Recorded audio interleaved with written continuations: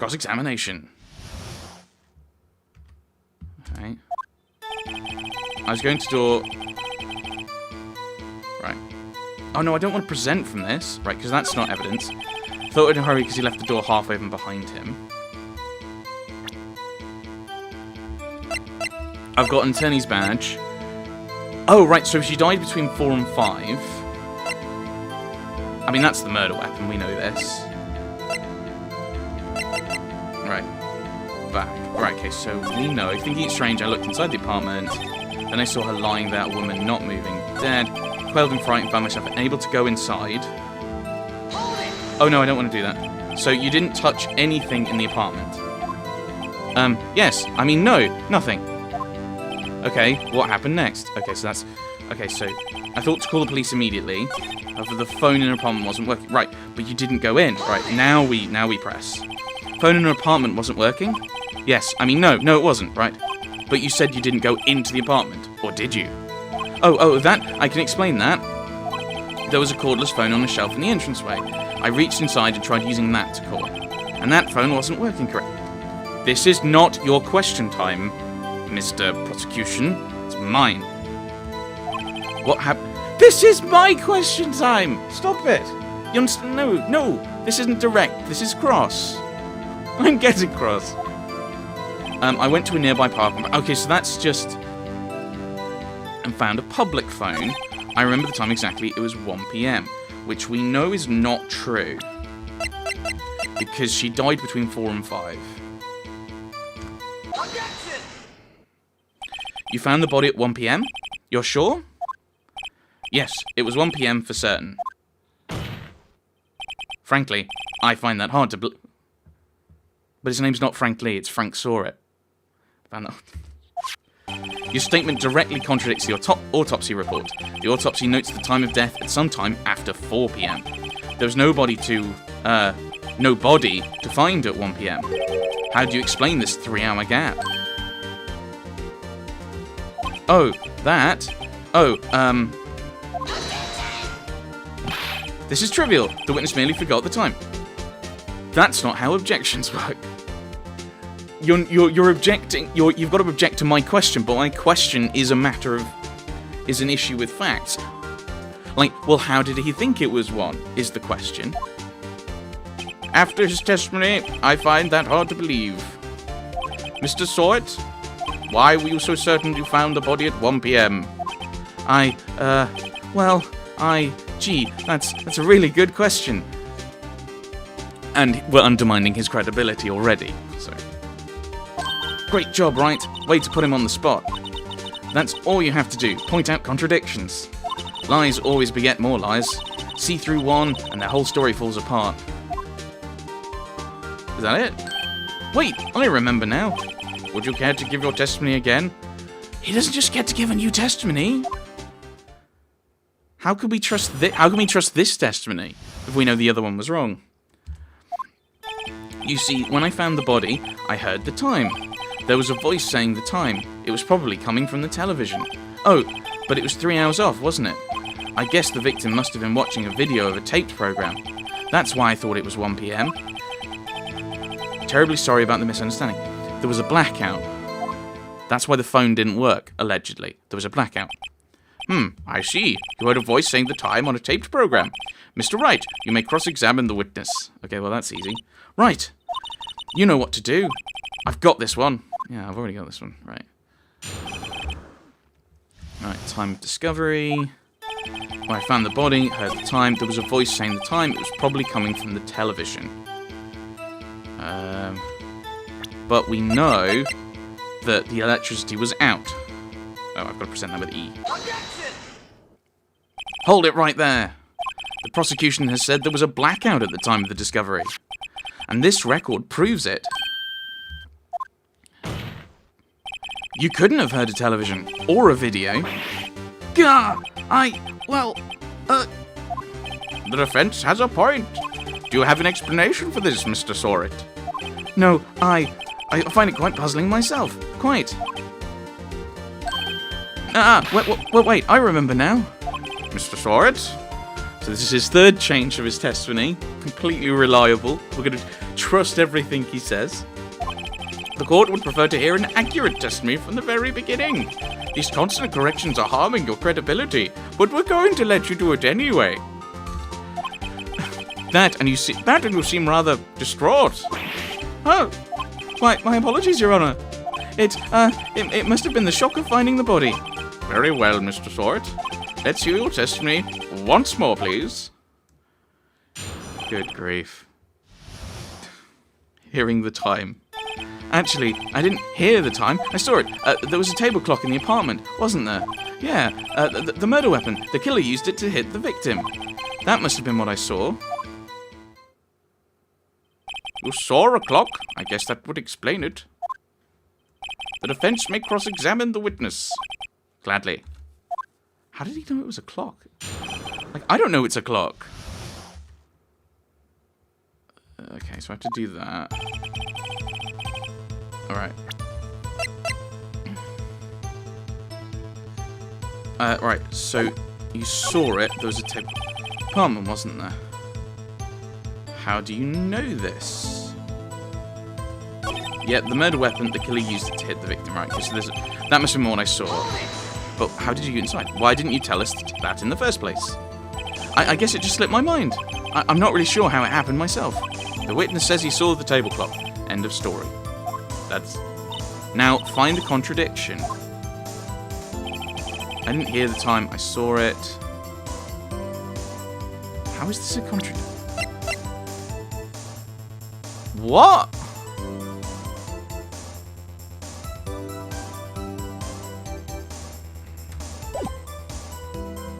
I don't understand. There was a table clock in the apartment. Murder weapon. That must have been what I saw. Now, find the contradiction. Oh, it's just looped right around. What? I don't want to press on everything. Does that waste... That blue light strikes me as a very suspicious mistake. Yes, I can see how you'd be a little doubtful. I'm really sorry. I only just remembered that table clock. A table clock? There was a table clock in the apartment, wasn't there? Which we've already pressed on. No, we haven't. I'm going to press everything. Shall we press everything? A table clock? Was there a clock at the scene? This is the first I've heard of it. Yeah, the murder weapon. How do you know it's a...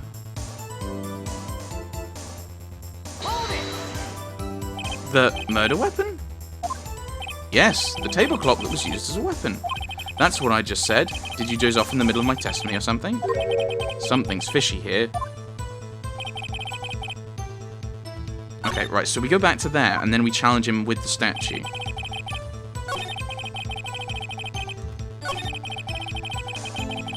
How do you know it's a... How do you know it's a table clock? Wait just a moment. The murder weapon wasn't a clock. It was this statue. Now, how is this supposed to be a clock? Hey, you, with your objections and your evidence, just who do you think you are? Just answer the question, Mr. Sawit. Hey, I saw it there, okay? That's a clock. Your Honor, if I may. Yes, Mr. Payne. As the witness stated, this statue is indeed a clock. The neck is a switch. You just tilt it and it says the time out loud. You can't just present evidence like this. As it didn't look like a clock, I submitted it as a statue. My apologies. Okay, so even if my guy's found guilty, I can apply for a mistrial because you've presented incorrect evidence. I think. This whole thing is a mistrial. So the murder weapon was a table clock after all. Well, Mr. Wright, it appears that the witness's testimony was correct. This is a clock. Do you have any problems with his testimony now? Yes. Your Honor, there is a gaping hole in the witness testimony. How did he know it was a clock? The only way he could have known the weapon was a clock is to hold it in his hand. Yet the witness testified that he never entered the apartment. Clearly, a contradiction. Indeed. The witness knew it was a clock because he went into the apartment. You're lying. You were inside the apartment on the day of the murder. Oh yeah? Prove it. Prove I went in there. I'll do better than that. I can prove you were the one who killed her.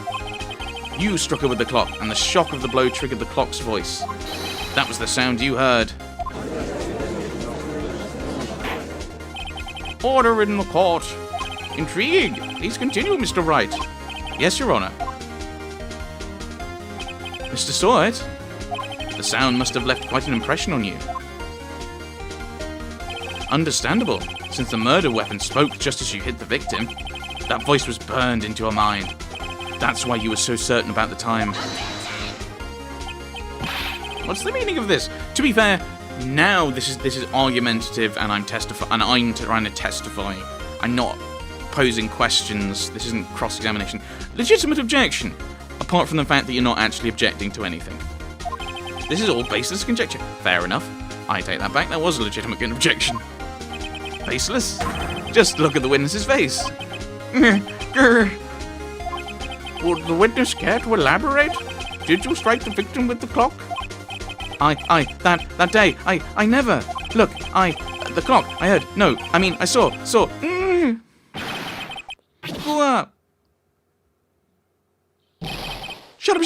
up, I hate you. It was him, I tell you. I saw him. He killed her, and he should burn. Burn! Give him death. Okay, this is not actually answering the question. Order! Order in the court, I say. Your Honor, a moment, please.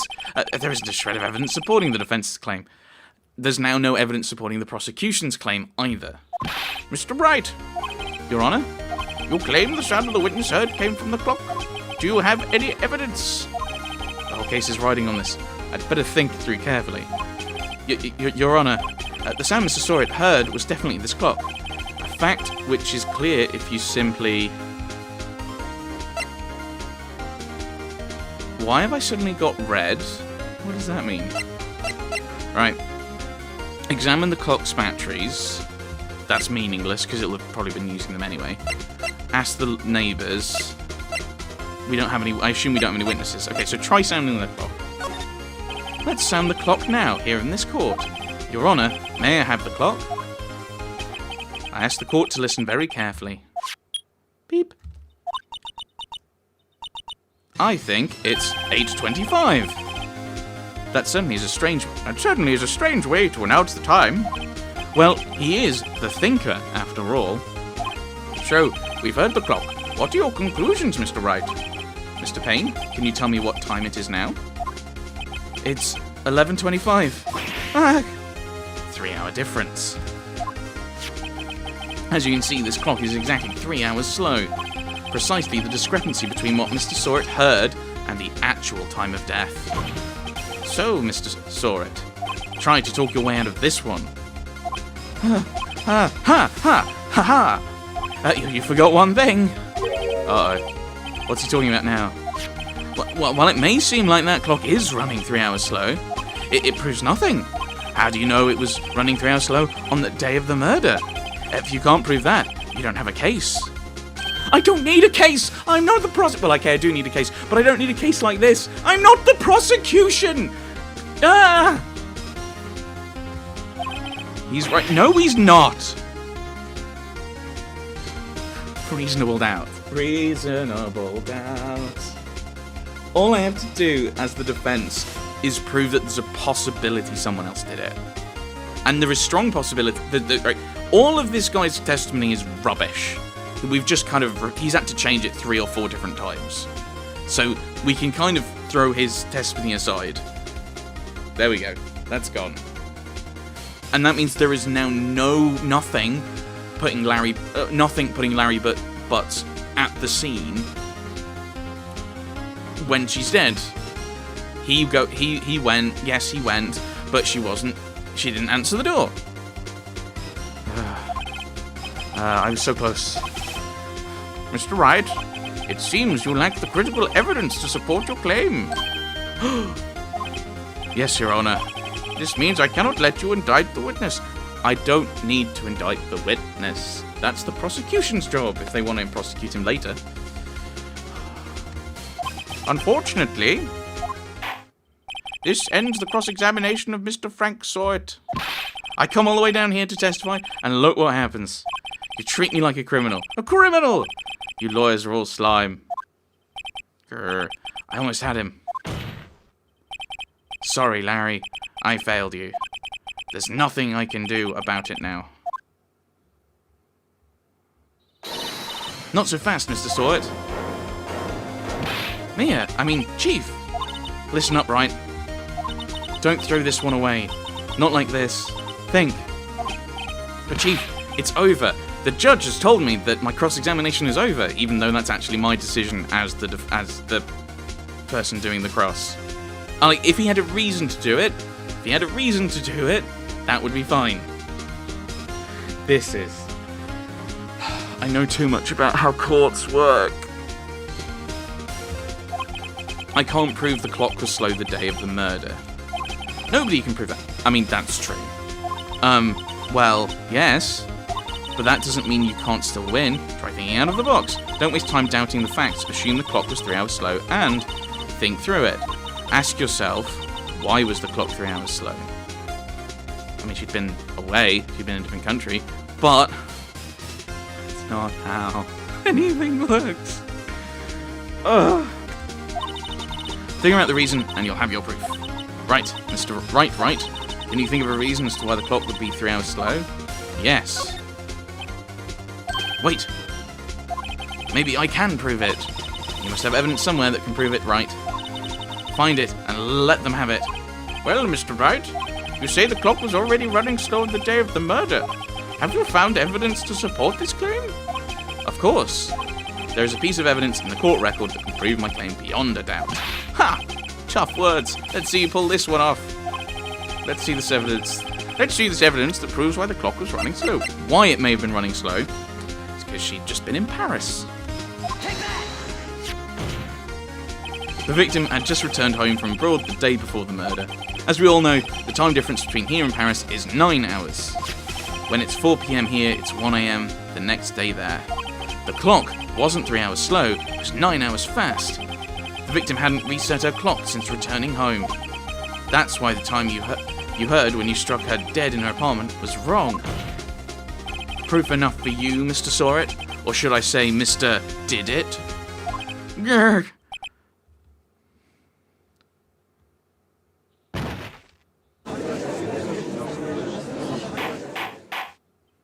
Order, I say. I think I just killed a man. Well, this case has certainly turned out differently than we all expected. Mr. Payne, your witness, he was arrested and has been taken away, Your Honor. Very well. Mr. Wright? Yes, Your Honor? I have to say, I'm impressed. I don't think I've ever seen someone complete a defense so quickly and find the true culprit at the same time. Thank you, Your Honor. At this point, this is only a formality, but this court finds the defendant, Mr. Larry Butts. You can't rule some... Well, you could if the prosecution decides to drop the case. But you can't just, midway through a trial, just go, I'm the judge. Not guilty. I don't like this person, or I don't like this person. He's guilty. Off with his head. You can't. Right. Hopefully I can get... Right, hopefully that's now all out of my system. And with that, this court is adjourned. Turns out that Frank Sawyer was a common burglar. He posed as a newspaper salesman to check and see when people were out of the house. That day, when Larry went to her apartment, the victim wasn't home. After he left, Mr. Sawyer let himself in to do his dirty work. While he was searching her place, the victim returned. Flustered, Mr. Sawyer grabbed the nearest blunt object he could find